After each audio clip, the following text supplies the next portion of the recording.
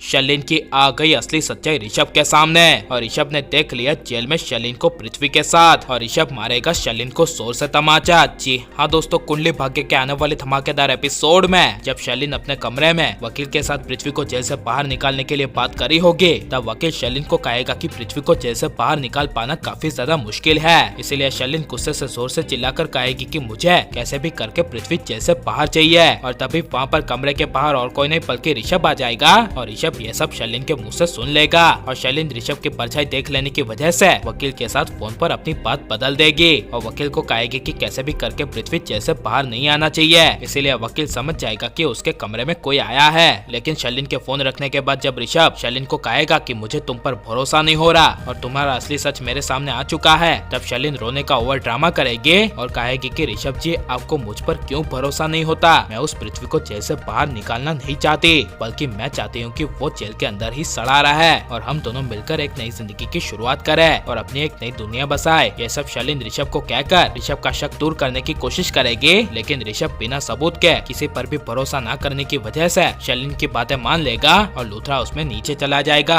जहाँ पर अपने आप से बात करते हुए कहेगा कि पृथ्वी की सच्चाई तो मेरे सामने आ गई है, अब शर्लिन तुम्हारी बारी। लेकिन जब शर्लिन को पृथ्वी के जेल में मिलने के लिए वकील का फोन आएगा, तभी शर्लिन किसी को पता ना चले ऐसे वकील से मिलने के लिए लूथरा उससे निकल जाएगी और शर्लिन को पता ना चले ऐसे शर्लिन के पीछे पीछे ऋषभ शर्लिन का सच जानने के लिए शर्लिन का पीछा करते हुए चला जाएगा और शर्लिन पुलिस स्टेशन के रास्ते से जा रही होगी। इसीलिए ऋषभ को शर्लिन पर यकीन हो जाएगा कि ये पृथ्वी से मिलने के लिए जा रही है। लेकिन शर्लिन जब गलती से पुलिस स्टेशन वाले रोड की जगह दूसरे रोड पर चली जाएगी, तभी ऋषभ को अपने आप पर एक पल के लिए एहसास होगा कि वो गलत है। लेकिन जब शर्लिन पुलिस स्टेशन वाले रास्ते पर जाने के लिए अपनी गाड़ी मोड़ेगी और यू टर्न लेगी, तब ऋषभ को पता चल जाएगा कि शर्लिन काफी ज्यादा चालाक है और उसने इसीलिए गलत रास्ता चुना क्योंकि वो जानना चाहती थी कि उसका पीछा कोई कर तो नहीं रहा। और इसी बड़ी वजह से ऋषभ अब शर्लिन का सच कैसे भी करके जानने के लिए अपनी कार को छोड़कर टैक्सी में बैठ जाएगा और टैक्सी के जरिए शर्लिन का पीछा करेगा। लेकिन ऋषभ के सामने इतिहास के सबसे बड़े राज का खुलासा होगा कि जब शर्लिन पुलिस स्टेशन पहुंच जाएगी और वकील के साथ और पृथ्वी के साथ मिलेगी, तभी ऋषभ भी पुलिस स्टेशन में आ जाएगा,